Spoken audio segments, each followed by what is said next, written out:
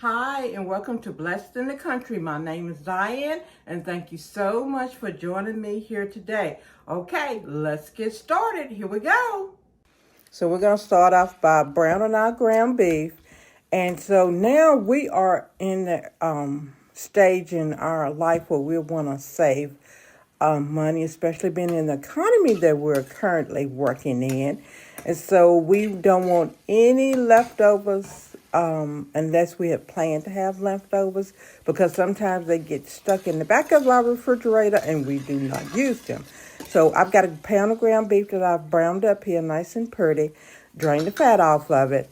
And I bought this taco seasoning from Sam's because I was able to get it, of course, cheaper than what I can buy individual packs or even make it, although homemade is always better. So I've planned my menu for the next 3 weeks, and I'm trying to get back into doing that again.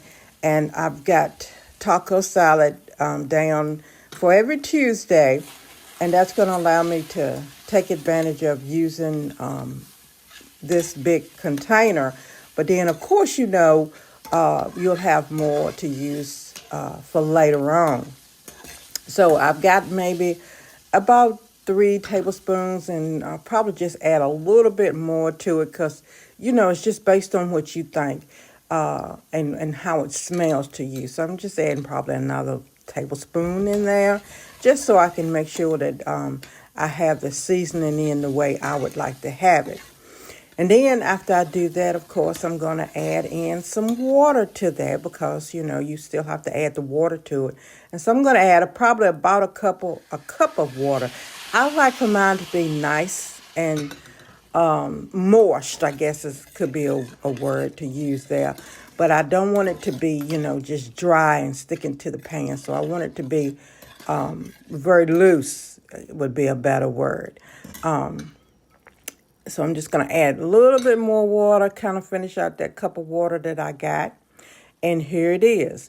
And now to stretch it, we're going to add in some beans. And I've chose to add pinto beans. We have used the black beans before, and we do like those, but I think we prefer to have pinto beans.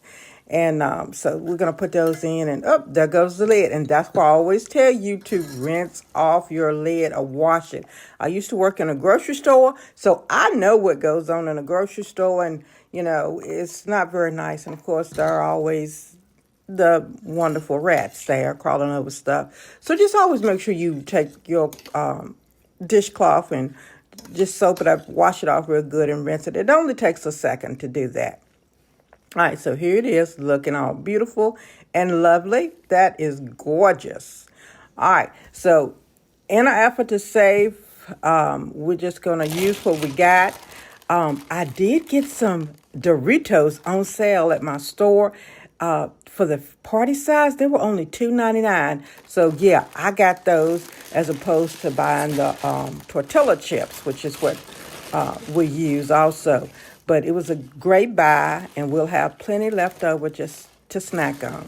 So I'm going to make my husband's plate, and I'm making it in leftover Christmas plates just to get them out the way. And he likes his crushed. I don't crush mine, but he likes his crushed, so I'm just going to crush his down real good because that's how he likes them. All right, I don't know why, but that's what he likes.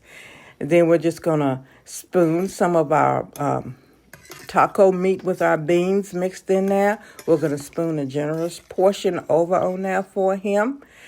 And, when I go into the grocery store and I see the prices of meat and stuff, I will turn around and walk out that store and not get anything and just make what I got.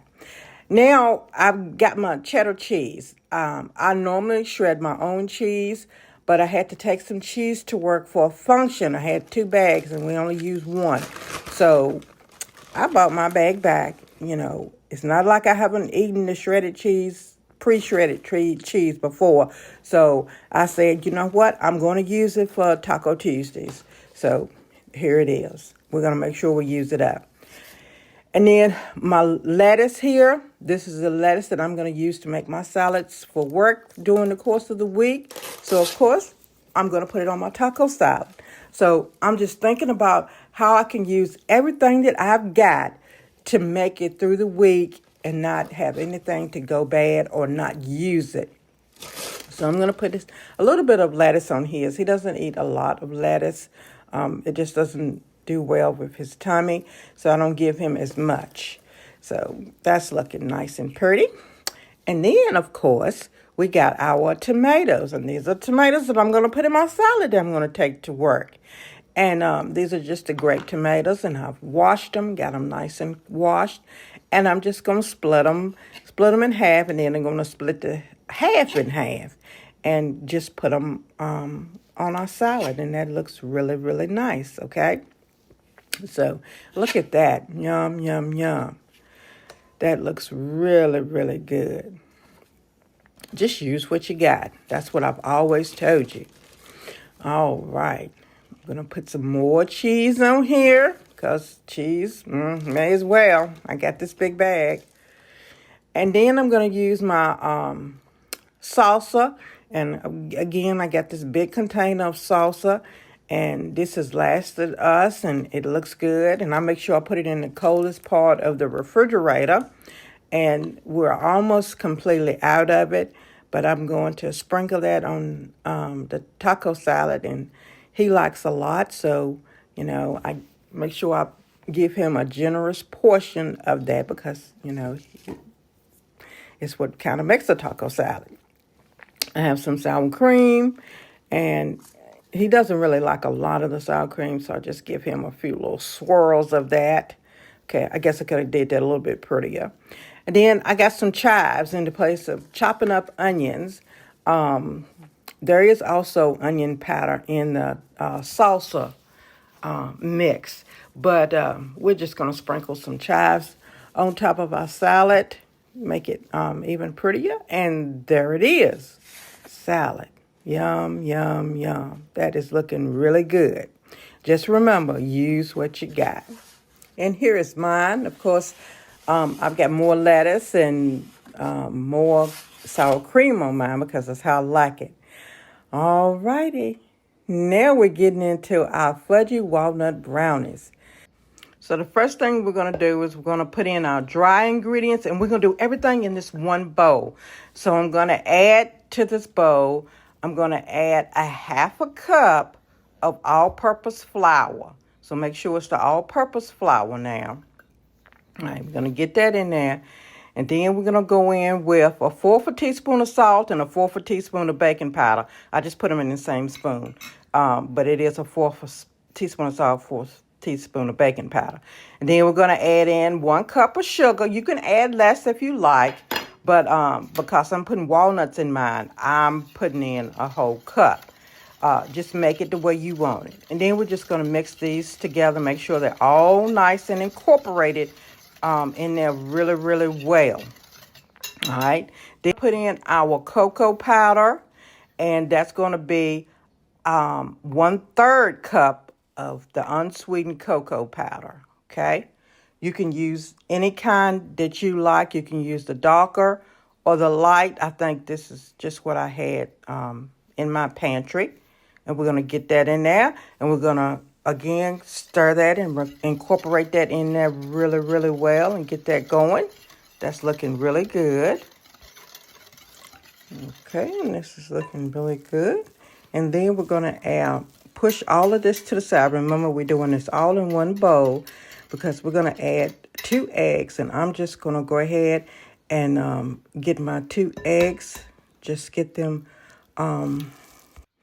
beaten right here in this bowl. So I'm going to get them both in here. And I'm going to beat them right in this same bowl. Okay, because we're not trying to wash no whole lot of dishes and stuff. So this is just an easy way to do it so you don't have to have extra dishes in your way. Alrighty, so that is looking really, really good. I was like, I forgot to tell you, but go ahead and preheat your oven to 350 degrees. And we're going to cook them to your desired doneness. And then we're going to put in our butter. And we have a half a cup of unsalted butter. And we're going to go ahead and get all of that in there. Make sure you get all your butter in because butter is expensive. Even if you're making it fresh yourself from heavy cream, it's still very expensive. And so I cook mine on the bottom rack until it just has a little bit of jiggle in it. Then we're going to put in some vanilla extract, and we're going to be putting in 1 teaspoon full of vanilla extract. And then I also put in an extra flavoring, and this is just cream bouquet. And it's just something that bakers use. You don't have to use it, but kind of make sure baked goods taste more professional. So I have a big container of that, and I just always add it to my baked goods. It's just a little pro tip there. And then we're just going to continue to stir this and see how it went together really quick and really easy. No problem there, and everything was done in one bowl. So that looks good.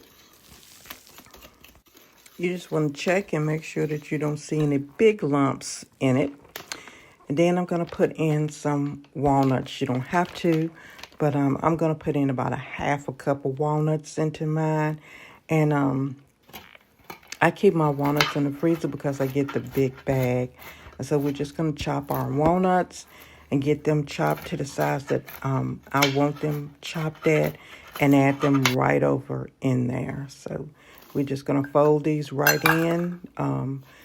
Pretty much all the mixing to the brownie has been done. So these are just going to be folded right on over in there real good. And that's looking good. Scraping the bowl and down on the bottom to make sure we get it incorporated really, really well. You know, you could stir in anything that you wanted. M&Ms would be great in there. Look at that. That looks good. All right, so then in my 8x8 pan, I've just added some olive oil and some flour. I use this mixture whenever I'm baking as opposed to buying the stuff that's in a can, because the stuff that's in a can is pretty much what this is right here.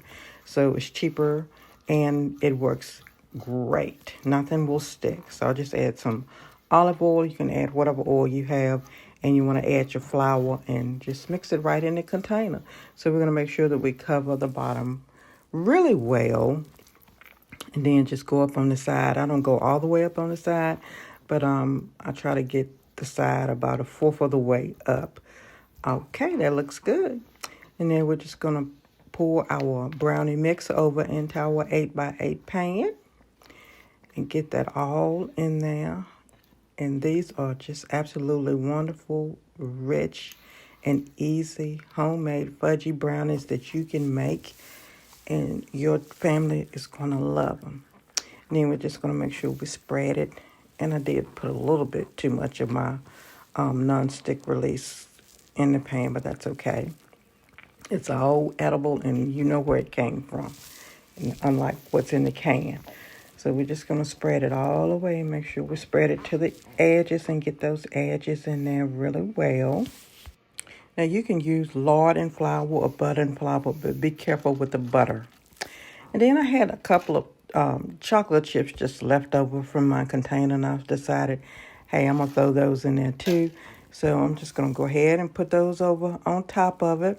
And we're just going to sink them down into the brownie. I didn't want to fold them in, but we're going to just sink them right on down in there.